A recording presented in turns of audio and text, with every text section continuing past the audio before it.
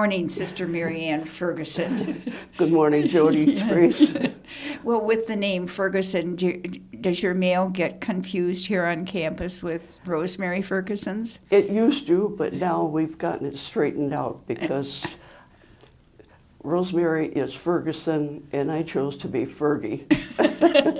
So there is a difference, a big difference. A big difference. So you have an Irish background. Pardon? Your mother or father is Irish? My father is Scotch-Irish, and my mother's Polish. And from the east side of Detroit, west side of Detroit? All of Detroit. All of Detroit, yes. And from where did your vocation come? From my father. Oh, tell me. My father comes from a large family, and his aunt, Aunt Minnie, as she's commonly known, or was known, and he just idolized her. And while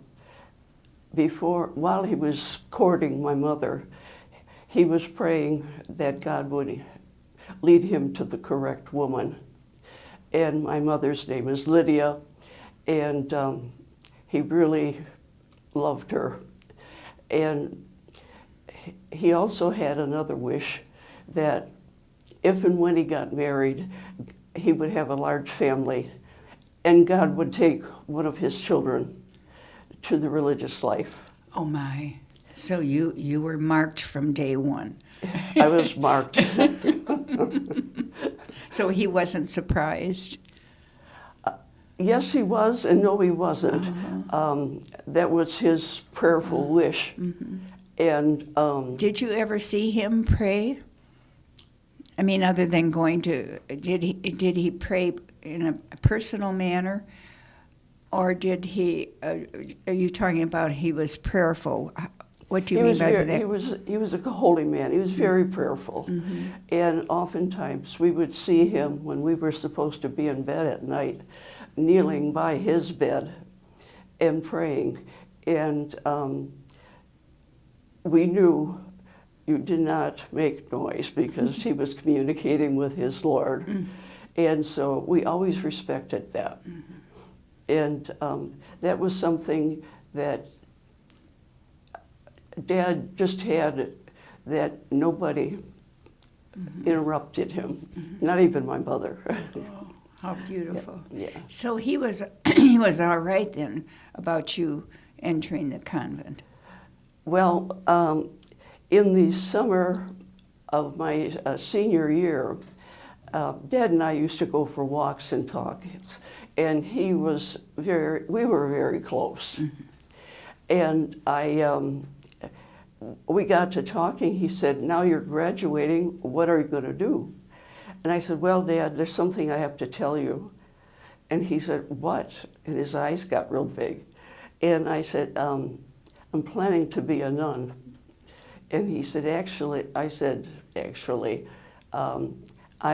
hope to be leaving home in a month or two.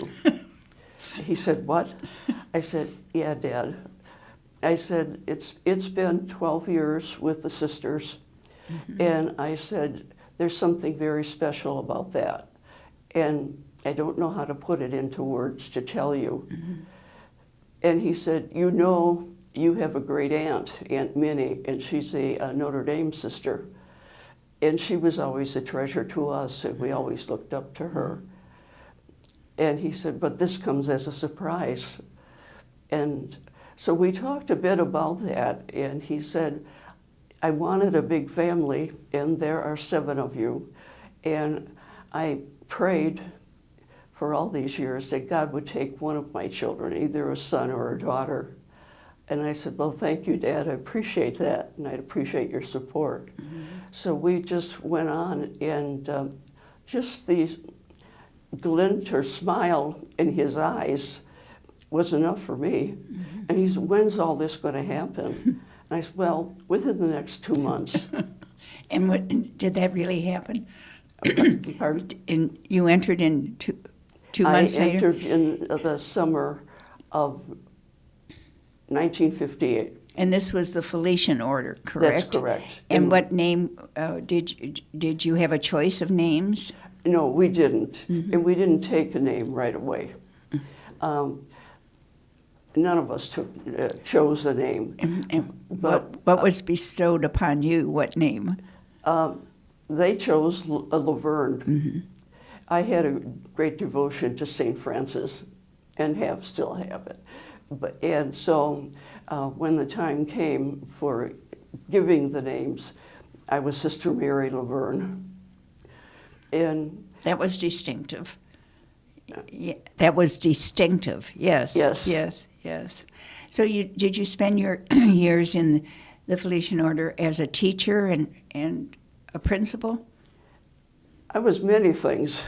Yeah. I started out being a teacher, then I became a principal, and then I studied to be a chaplain. And I was thinking of other things, but I thought, how many things can you be in one lifetime? And I thought what I had was plenty. And I really liked the children, but as I was growing older, I thought they need somebody a little bit younger. Yeah. But I missed them and played with them on the playground. And did you enjoy working with the adult, like as a chaplain? Very much so. At first I was afraid, and it made me face death and separation. And neither my mother nor my father were real healthy people. And I thought, oh my God, I'm the oldest, what'll I do when the Lord takes them? Because I'm already away from home. Yes. So I thought, well, we'll see. God got me this far. We'll see what happens in the future. I'm very interested in knowing how you got to know the Adrian Dominican Sisters.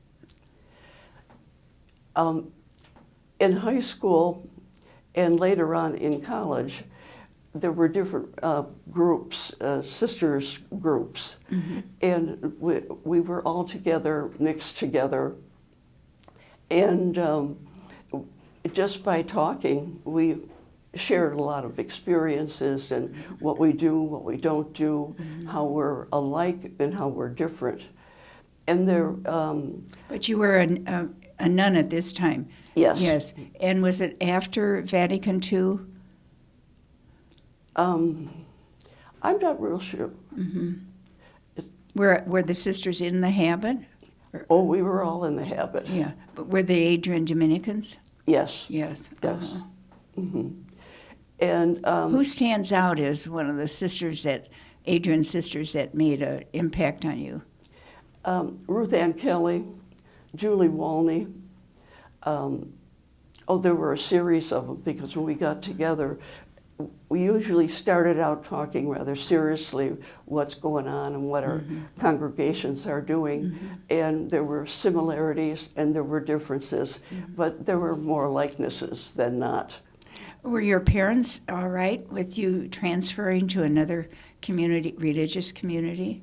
They didn't know anything else, so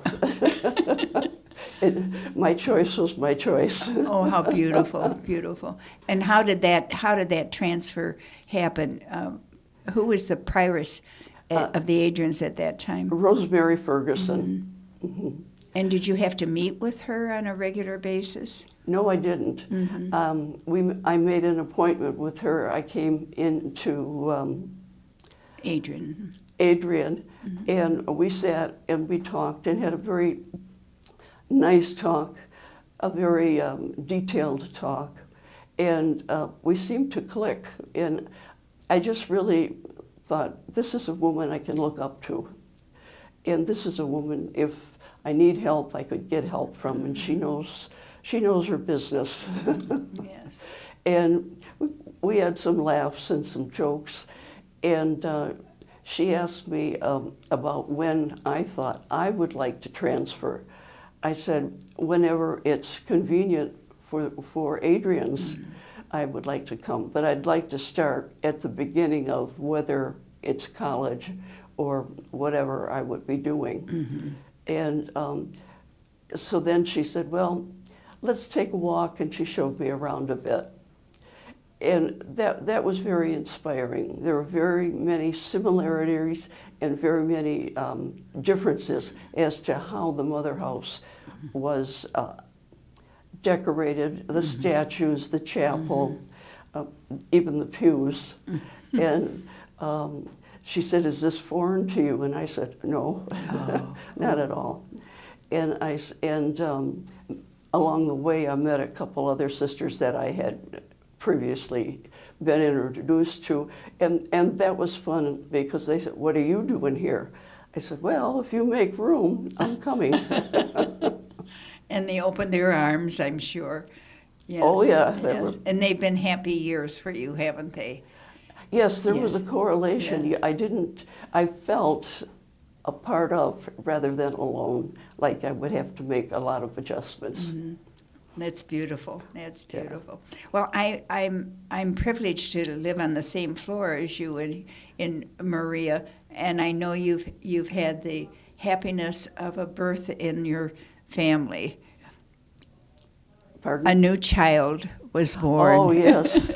September the 1st, one of my many nephews, I have 4 brothers and 2 sisters, and one of their children, well, they all have children now, but the last one had a daughter September the 1st, and she was just a beauty. She was my Cinderella. She still is.